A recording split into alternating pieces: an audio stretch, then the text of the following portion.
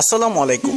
সম্মানিত মৎস্যচাষী খামারি বন্ধুগণ, আশা করি আল্লাহর অশেষ রহমতে আপনারা সকলেই ভালো আছেন। আজ আপনাদের সম্মুখে আলোচনা করতে যাচ্ছি তারাবাই মাছ চাষ পদ্ধতি এবং কোথা থেকে এই মাছের পোনাগুলো সংগ্রহ করবেন, কী ধরনের পুকুরে চাষ করবেন, A to Z বিষয়ে বিস্তারিত আলোচনা করার চেষ্টা করব। বাজারে দামি মাছের তালিকায় তারাবাই হচ্ছে অন্যতম। একটা সময় প্রাকৃতিক বিভিন্ন জলাশয় যেমন নদ নদী, খাল বিল, হাওর ডুবা এবং প্রাকৃতিক বিভিন্ন জলাশয়ে প্রচুর পরিমাণে এই মাছগুলো দেখা যেত, কিন্তু কালের পরিক্রমায় বিরল প্রকৃতি এবং প্রাকৃতিক পরিবেশের উপর মানুষের অত্যাচার নির্যাতনের ফলে এই মাছগুলো এখন বিলুপ্তির পথে।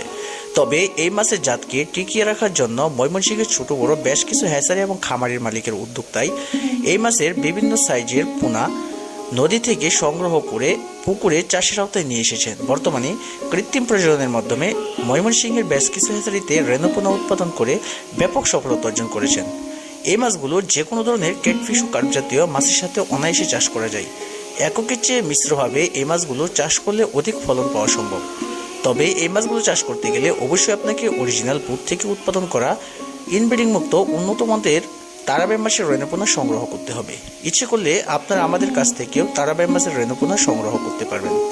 এই ভিডিও ডেসক্রিপশন বক্সে আমাদের হ্যাচারির ঠিকানা দেওয়া আছে, সেই ঠিকানা অনুযায়ী সরাসরি হ্যাচারিতে যোগাযোগ করতে পারেন, অথবা আপনাদের সুবিধার্থে এই ভিডিও স্ক্রিনে দেওয়া নাম্বারে কল করেও হোম ডেলিভারির মাধ্যমে বাংলাদেশের যে কোনো প্রান্ত থেকে তারাবাই মাছ সহ সকল প্রকার মাছের রেণুপোনা একদম সুলভ মূল্যে ক্রয় করতে পারবেন।